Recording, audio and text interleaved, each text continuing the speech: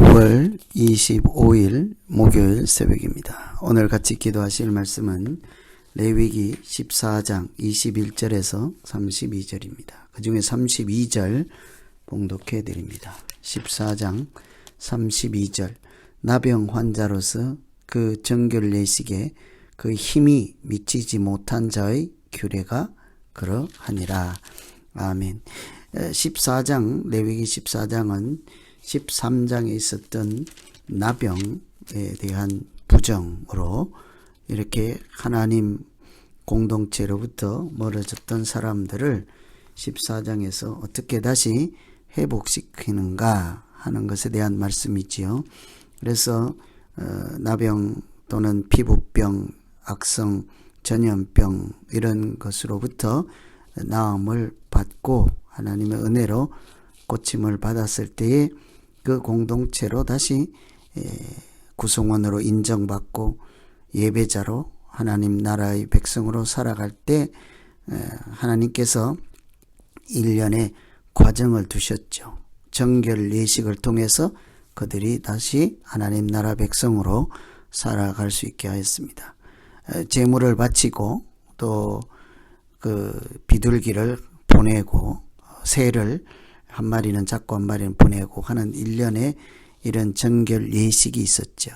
그런데 오늘은 그 말씀 중에 가난하여서 제물을 준비할 수 없는 연약한 자들을 위한 특별한 규례라 하겠습니다. 정결 예식을 위해서 준비해야 되는 희생 제물을 준비할 수 없을 만큼 가난한 자들은 어떻게 해야 되는가? 재물이 없어서 하나님 나라 백성 공동체로 회복되는 길이 막혀서는 안 되겠지요. 그래서 오늘은 가난한 사람들을 위한 하나님의 배려와 사랑이라고 하겠습니다. 첫째는 재물을 배려해 주셨습니다. 22절에 보시면 그의 힘이 미치는 대로 산비둘기 둘이나 집비둘기 새끼 둘을 가져다가 하나는 속죄 제물로 하나는 번제 제물로 삼아라. 보통 일반적인 사람들은 수양 2마리를 양 2마리죠. 숫양 2마리를 준비하고 또 어린 양을 준비하고 그리고 또 새를 준비하고 이렇게 여러 제물이 있었습니다. 그런데 숫양을 준비할 수 없는 그런 가난한 사람들은 어떻게 할까? 하나님께서 그 다른 제물로 대신하여서 가난한 자들이 제물 때문에 무거운 짐을 지지 않도록 특별한 배려를 해 주셨죠. 그래서 그들은 그 제물 때문에 정결한 백성으로 살아가는 길이 막히지 않게 하였습니다. 힘이 없고 가난한 사람들, 그런 사람들은 다른 일반적인 사람들보다 덜 준비해도 되고 또 가난한 자들 형편에 맞게 보면 22절 첫 부분 그의 힘이 미치는 대로 할 수 있는 만큼 능력이 이렇게 닿는 만큼이라고 하겠죠. 왜 그런가 하니 나병 환자로 살았던 사람들 자연스럽게 가난해지지 않겠습니까? 사회생활이 마음대로 되지 않고 고립되어서 숨어서 사는 사람들 공동체에 함께 살 수 없었던 진영 밖에 쫓겨난 고립된 사람들 자연스럽게 가난해질 수밖에 없겠죠. 그래서 보통 사람들이 준비하는 양 2마리 또 암양 1마리 이런 것이 어렵습니다. 그래서 양 2마리 또 이런 것들 외에 비둘기 새끼 2마리로 이렇게 할 수 있게 하였죠. 그래서 그들이 힘이 미치는 대로 경제활동을 할 수 없었던 그 때를 고려해서 이 약한 자를 하나님께서 특별한 배려를 해 주셔서 그런 것을 바칠지라도 하나님은 그 제물의 효과를 차등을 두지 않았습니다. 똑같은 하나님의 은혜로 공동체 회복하는 데 아무 지장이 없게 하셨죠. 이처럼 하나님은 그들 형편에 맞게 그러나 그들의 마음으로 다해서 이렇게 정성을 다해서 예물을 드릴 때에 동일한 은혜를 허락해 주셨습니다. 우리도 마찬가지입니다. 하나님 앞에서 부한 자나 가난한 자나 잘난 자나 못한 자나 하나님은 한 번도 외모를 보시고 차별하지 않습니다. 하나님은 오히려 우리의 중심과 그 마음을 강조하시고 심령이 가난한 자라 하였습니다. 그래서 오늘 이런 말씀 기억하시면서 항상 믿음으로 살 때 예수 그리스도를 닮아가는 사람들로서 주변에 사랑과 은혜와 배려를 항상 일상에서 베푸는 그런 믿음의 삶이 되기를 기원합니다. 두 번째는 아무리 가난해도 꼭 바쳐야 되는 뺄 수 없는 재물이 있었죠. 양 한 마리였습니다. 속건 제물로 또 드린 속죄 그런 제물로 드린 양은 숫양은 동일하였습니다.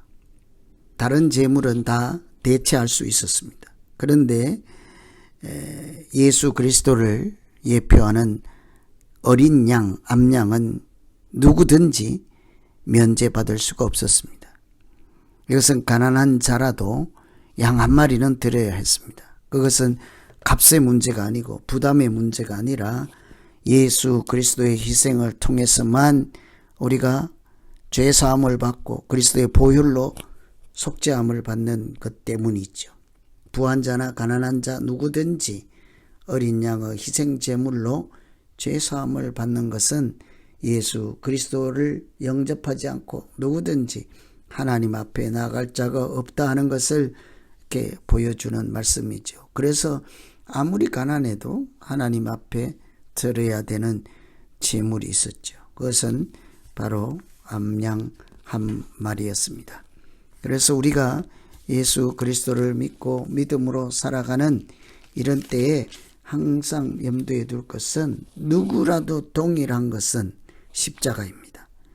가난하나 부하든 누구든 동일하게 적용되는 것은 십자가의 보혈의 은총이죠. 누구도 다른 이름을 가지고 하나님 앞에 나아갈 자도 없고 죄사함을 받을 자도 없는 것입니다. 그래서 항상 이렇게 하나님 앞에서 예외가 될 수 없는 그 제물을 양을 바치게 하였죠. 그래서 우리가 이런 하나님의 깊은 뜻을 잘 생각할 때에 우리가 하나님의 믿음의 보배로 가치가 어디 있는지를 우리가 소홀하지 않겠죠. 하나님은 우리가 믿음 생활을 어떻게 하든 또 가정 형편을 또 경제적 형편을 여러 가지 약자를 이런 것을 배려할지라도 우리가 십자가의 길을 가는 것은 누구도 예외가 없는 것입니다. 누구든지 자기를 부인하고 자기 십자가를 지는 일에는 예외가 없는 것입니다. 누구든지 하나님 앞에 안식일을 거룩한 날 주일을 구별하여서 전적으로 하나님께 헌신하는 그 시간을 양보할 수 없는 것입니다. 오늘 나는 먹고 살기가 어려워서 예배를 드리지 않고 생활 전선에 뛰어들어야 합니다. 이런 얘기는 통할 수가 없는 것입니다. 아주 예수 믿는 근본, 기본 질서와 가치와 규례를 모르는 사람입니다. 그런데 예수 믿는 사람들 오늘날 어떻습니까? 걸핏하면 핑계를 댑니다. 이런저런 이유를 댑니다. 누가 자식을 위해서, 생계를 위해서, 이런저런 이유를 위해서. 여러분, 하나님 앞에 변명은 없습니다. 십자가의 보혈로 구원받은 자들이 반드시 해야 하는 그 기본적인 일은 구약에서 하나님도 예외를 두지 아니하였습니다. 십자가 외에 다른 이름으로, 다른 공로로 제사함을 받고 하나님 백성으로 살아갈 자가 없다 하는 사실을 우리가 어떤 경우에도 기억하며 항상 하나님 말씀대로 우상을 섬기지 아니하고 하나님의 이름을 망령되이 일컫지 않고 안식일을 지키며 예배를 드리며 거룩한 날을 주일로 보내는 우리 모두의 믿음 가운데 하나님께서 함께 하시고 역사하실 줄로 믿습니다. 오늘은 가난한 자를 위한 하나님의 특별한 은총을 보았습니다. 재물을 바칠 수 없는 경제적 어려움 때문에 고민하는 사람들에게 하나님은 그들의 부담을 경감해 주었습니다. 그러나 누구도 하나님 예수 그리스도를 예표하는 어린 양의 제물은 면제할 수가 없었습니다. 이런 하나님의 깊은 뜻을 우리가 마음에 새기고 참된 믿음으로 오늘 하루도 살아가는 모두 되시기를 기원합니다. 기도하겠습니다. 하나님 아버지, 나병으로 부정하게 된 자들이 다시 정결함을 선언받고 공동체 일원으로서 회복될 때 하나님은 먼저 그들로 하나님 앞에 이렇게 예배를 드리게 하였습니다. 우리가 거듭나는 일 예배를 드릴 때에 하나님 우리의 부담 때문에 하나님 나라 백성으로 들어가지 못하는 그런 어리석은 일이 없게 하시고, 그러나 누구든지 예수 이름을 붙잡고 십자가를 붙잡고 오직 하나님의 자녀로 살아가는 그 길을 감사함으로 찬양함으로 그렇게 나아갈 수 있게 하여 주시옵소서. 우리에게 허락하신 하나님의 십자가의 보혈의 은총과 우리에게 주신 그 믿음이 얼마나 보배로운 것인지를 늘 감사함으로 그렇게 살아가는 믿음 생활 되게 하여 주시옵소서. 예수님 이름으로 기도하옵나이다.